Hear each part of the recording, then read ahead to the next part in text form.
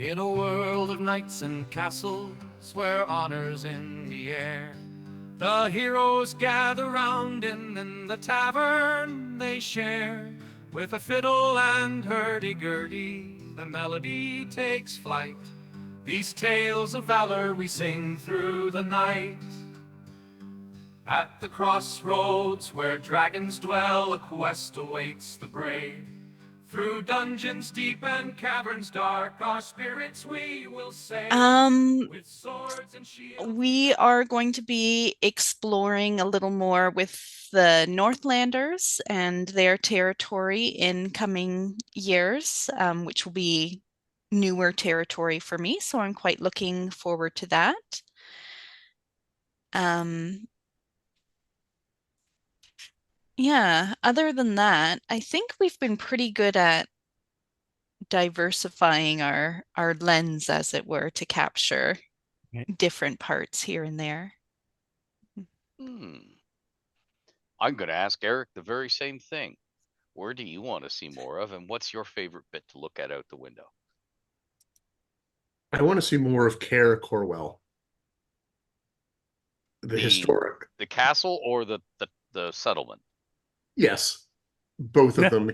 Both. Uh, I would love to see it through the window. Maybe be one of the windows that Deirdre would look out through over top the castle, and you can see the Firth going away, the mountains rising to the north, and the vast plains going to the moors to the south of you, and the ribbon of water the coming in to the city up the Firth is just smelling the East sea air, the deep forest that cloaks the bottom shoulders of the mountains, and also because it got pretty heavily destroyed during the various wars that have happened there.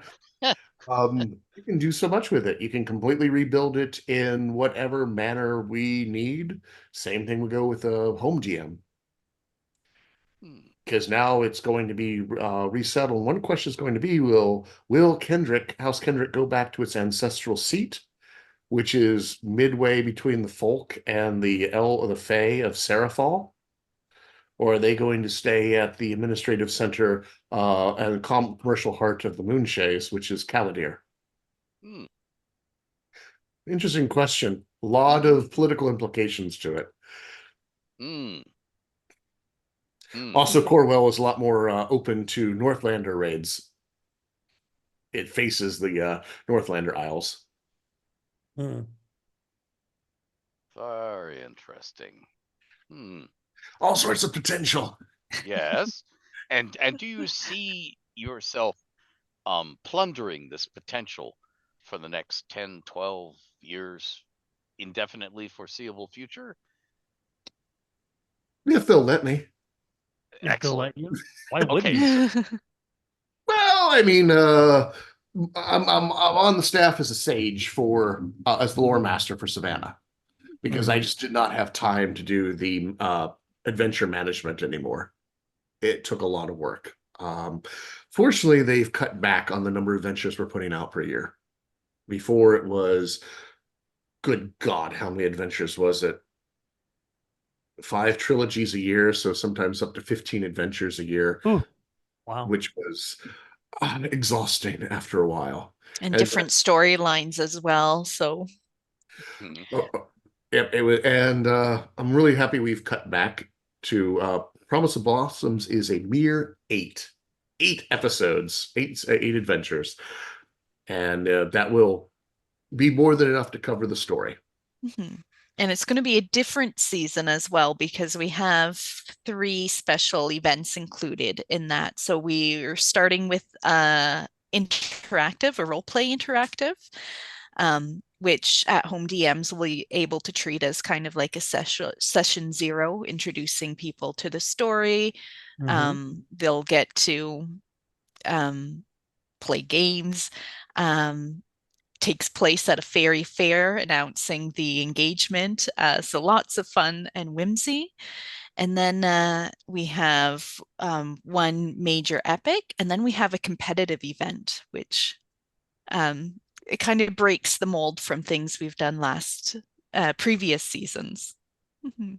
And if I'm cavorting off to all the conventions this year, at which conventions can I play what of these? So these adventures will launch at Origins, but they'll also be at Gen Con as well. I believe they'll be at PAX U as well, and then Winter Fantasy.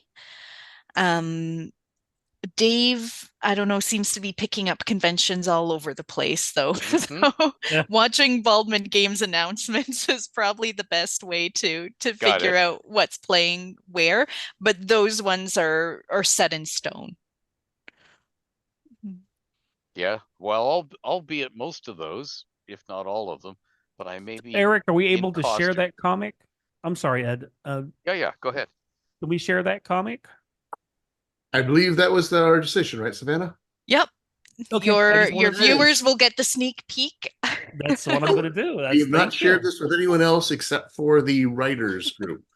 Woohoo! We Ooh. feel special. Thank you. Hey, thank you. Um, It's an OnlyFans leak. That's right. Did you see it, Ed? It's on Discord. I can't look. I can't look. I Oh. am my bucket and string is only I was just going to say barely you're- holding my lonely log cabin in contact with the internet. That's right. You're what chewing gum and Scotch tape hold your computer Yeah, together. let's see if I can get it to do it by typing Discord into this other window. If not, I'll send And- it to. I can send it to you. And then I will go out into the Discord servers and it will tell me cute little things. In this case, new styles is added. Oh, wait a minute. I see it. Oh my goodness, there it is. Open in browser. Oh my goodness, it's big enough for my eyeballs to see. How did that happen? because I have goodness. the same problem. Uh-huh. And Mine are just I hidden. see Mine are just I see hidden. pretty girls in gowns. Yes. This is Yeah. like an unexpected treat. I was thinking, oh, it's the Moonshaes. I'll be seeing the High half-naked Lord of guys with Seraphar. swords. Yeah. Oh, that's a future comic. Oh, Yeah. okay. Woohoo. Yeah, okay. But our artist is Amy King, who has done a lot of work with me in the past, Yeah. and is a huge D&D fan and loves the realms as well. So the great thing about this is I really didn't have to explain the Moonshaes to her. She already knew because she's all up on the lore because she's a realms nerd. Nice. I love the not to give too much away. I love the complete cross-page splash panel. Right. That's beautiful. Okay. Cool. Yes. There's a lot of discussion on what that throne should look like. Well, yeah, it's got to float. It's got to have a built-in potty. It's Mhm. got to have. I'm always thinking of the practical things, the ebbs and That's what flows. Limited Wish was for. Yeah, yeah. Cool. Oh, that's beautiful. And so you guys are crafting many of these or several of these to tease us into various parts of the story throughout this year. Yes. My guess is there'll be about 10. Is that right, Savannah? Yes, because we're doing, yeah, probably 9 or 10.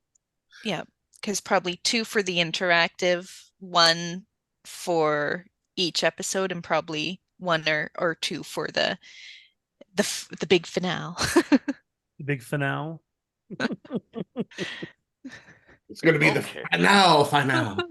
Oh no. Until next year. But one of the things we were doing with this one, introducing the bride, the mother of the bride, and also a wraith, but at the same time, kind of the disconnect between the parties that are getting married and how they have different approaches to what's going on.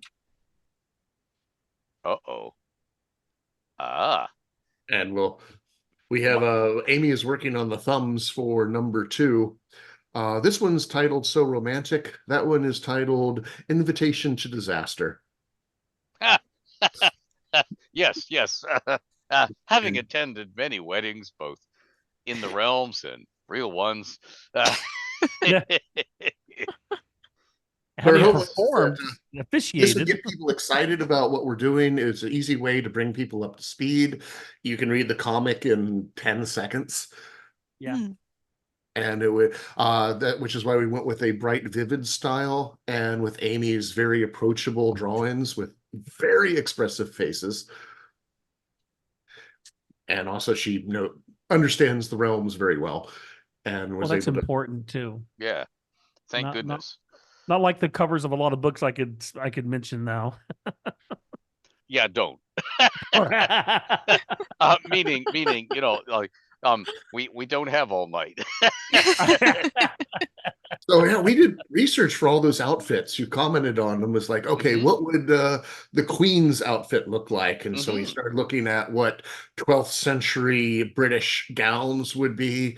Um, Terilyn is a bit of a swashbuckler, so he gave her a Renaissance style swashbuckle outfit. And then Wraith, we were basing it off of some of the artwork that was done from the fourth edition era when they were introducing Serafall. There is one particular painting that was done, who the artist, I'm blanking on the name, I'm sorry, did with him meeting High Queen Alicia. And it was his outfit. We figured, you're Lachey, you really don't keep up with fashion. If it was good last century, it's good this century too. Sure. Yeah. Yeah. Oh yeah, that makes perfect sense. The difference in time scale between the races. Yeah. Yeah. Why And would you? we were trying to say we really want this to feel like Dark Ages Britain, like the way Doug had designed it, which is she went ham on the tapestries. Mm-hmm. Which Right. I was like, we didn't put that one in the description on the script. She just added that because she's just like, of course. Let me share that so they can. Ooh. Ooh la la. So I can have it in the show there. So okay, we're good. Okay. Sorry, you took it off just while I was practicing my at the end there. At least you didn't put squee in there. Yeah. Well, there's that. Yeah. Okay. Cool. You could also tell Well. the difference in her flowers, even the flower pots. You have mundane, real world style plants in that one, and then something that's like completely fantasy are in the flower pots in the corridors panel. As I said, Amy is really good. There's a lot of No, detail in it. I like that. Yeah. No, that's cool. Now, is there anything about the Moonshaes, about this upcoming campaign, about what Baldwin Games is doing or planning to do in the future, assuming Abu? the planet doesn't fall apart, that we haven't touched on, that you want us to touch on? Do you want to talk about? Is there anything you want to volunteer? Any other things you want to share? Any more sneak peeks, or just anything you want to get off your chest?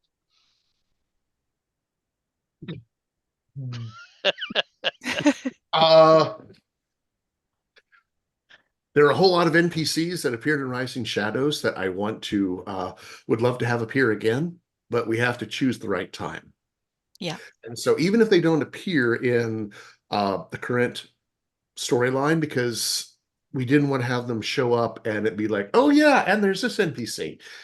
We wanted it to feel thematically and have the pacing feel right. And one of those would be the reemergence of the Swan May, which we had a multiple trilogy arc about that in Rising Shadows, with the first Swan May in a century since the spell plague. Yeah, you and I talked about this a long time ago on Jay's show. Yeah, She's such a fun character. yeah.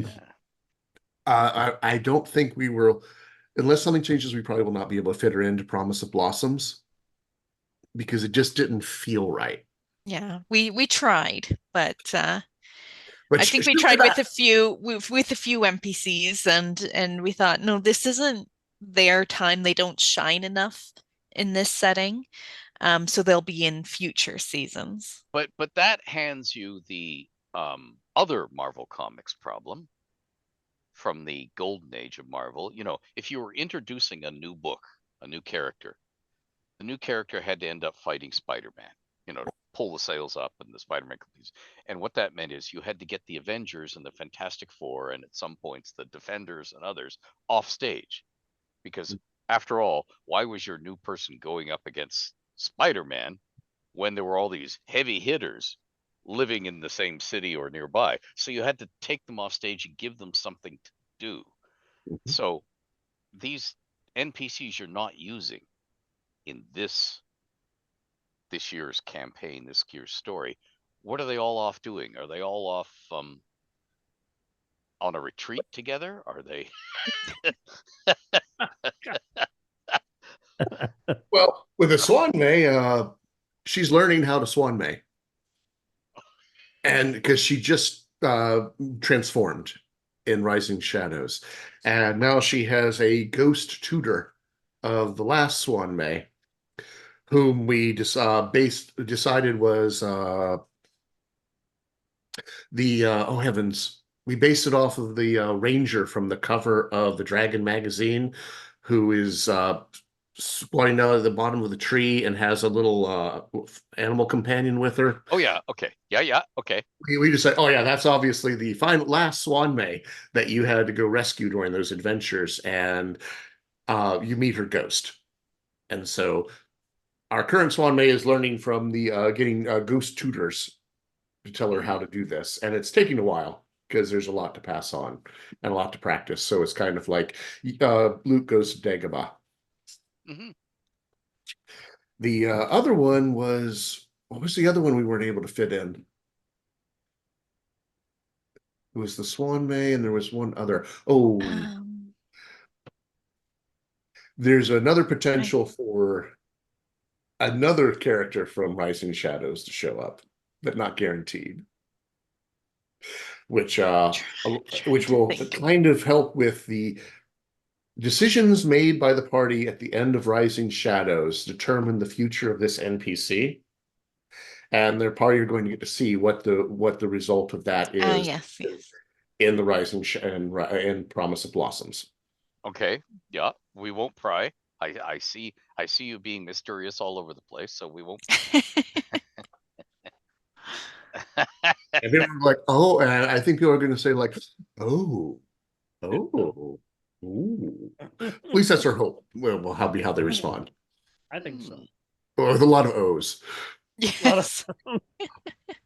And we get to include well, Savannah has been leading the charge on this one.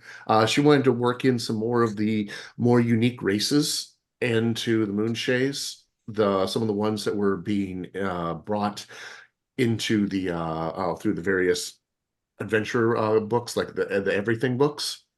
And one of them is the Tabaxi. Yes. Because if you look at that entire that bit about the Mazticans at the bottom of Gwyneth, there is one of the locales is the Glade of the Cat Lord. Are you doing Cat Lord again? Oh, Eric. Oh dear. Our last one was a Hare Lord. Yes. He was Okay. after the Rabbit Lord. This one is the Cat Lord. So I figured there's some Tabaxi among He's working his way up. And the my understanding is that Tabaxi originated across the sea in Maztica, in Forgotten Realms lore, and then migrated from there over to Chult and everywhere else. Correct me if I'm wrong on that one. I thought they were from across the sea. Oh, they were, but things got so confused there with the two Tabaxi who were competing for a bit there, in lore. Too many cooks in the kitchen as usual, you know. I wanted to draw from these were Maztican Yes. Tabaxi. Yeah. And they showed up with the rest of the Mazticans and thought there was a glade of the Cat Lord. So at some point, the Cat Lord has either shown up or they have established a glade to worship the Cat Lord. Yes. Yeah, a worship place. Yeah. Okay. That's actually good because, you know, when you said that earlier, I was thinking, ooh, Thalud, tomb tappers, wingless wonders.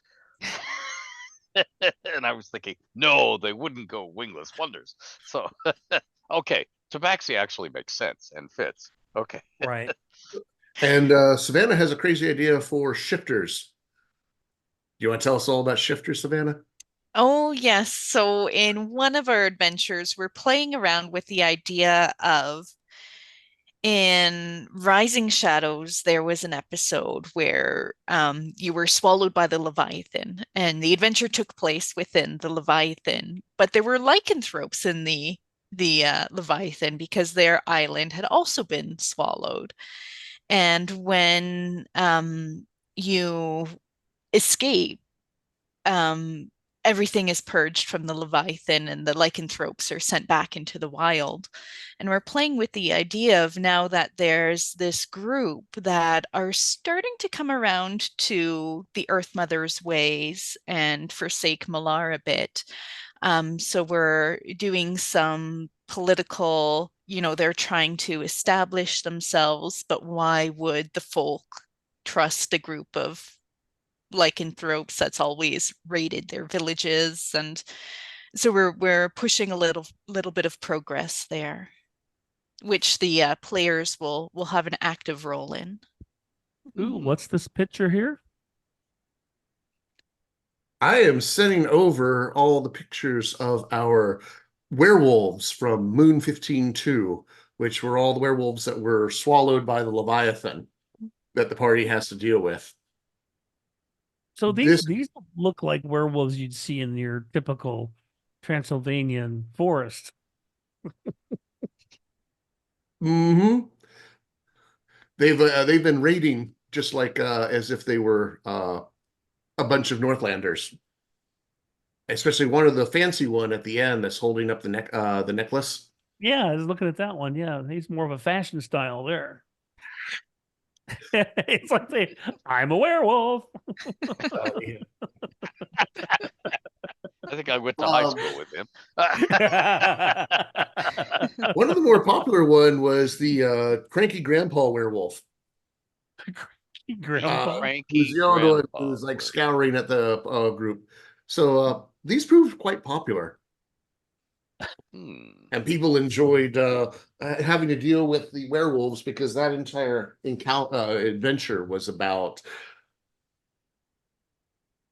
uncovering mysteries and secrets, and you had to negotiate with the Black Blood tribe and learn some about them. And we thought this might be a cool way to bring the shifters in. It would be. Oh, yeah. And also Moon, huh? Moonwells, huh? Mm-hmm. Interesting. Moonwell. There was lore that werewolves were originally created by Saloon and then corrupted by Malar. Digging back into my way This back would be here the in man to files. ask right here. Yeah, but you see, this man likes his god surrounded by an aura of mystery. And the problem is every single time you nail down something in lore, you're taking mystery away. And you're also taking away some DM elbow room because now you've said it. And now the rules lawyers at the table will go, but in the article in Dragon 141, you know, and you're going, shut up. Your character doesn't know that. Shut up. Mentioned in subparagraph 37. I feel you on that one. Yeah. And Yeah. I do love my mystery, so we can just say like there seems to be some sort of connection that you could easily make between werewolves being transformed by the moon, the Earth Mother using the power of moon wells, and somehow I think we could make a leap from there to lycanthropy, or at least controlled lycanthropy, like with shifters, who I don't believe are cursed, so they can't spread the disease, but they have the ability to shift. So, in your mind of minds, just between you and us and the internet, you know, we won't tell anybody. This little private thing here. Could you see a shifter either as a daring experiment or because they know something that was perhaps handed down in ancestral lore, use a moon well, sort of like Roger Zelazny's Amberites walking the pattern, to control their own lycanthropy by, in some limited way, by walking a moonwell, using a moonwell deliberately in some. Yeah, Like yeah. he's not even hiding it. Okay, wait, there we go. Well, I'm just thinking. My mind goes there. It goes, well, geez, if I was a lycanthrope and the moonwells were right here, Yeah. I would try something. Yeah. Well, I mean, in their past, their history has always been corrupting the moon wells for Malar, but if they're coming around to the Earth Mother or Saloon, eventually their perspective might change and they might try an avenue like that. Or And might Melar work out a separate peace with the Earth Mother? With swords and shields we battle in the name of glory. The legends we create will live on in story in this medieval world where magic fills the air. We raise our glasses high to comrades fierce and fair. As the fiddle keeps on playing, our spirits start to soar. In this tavern of adventure, forever we'll explore.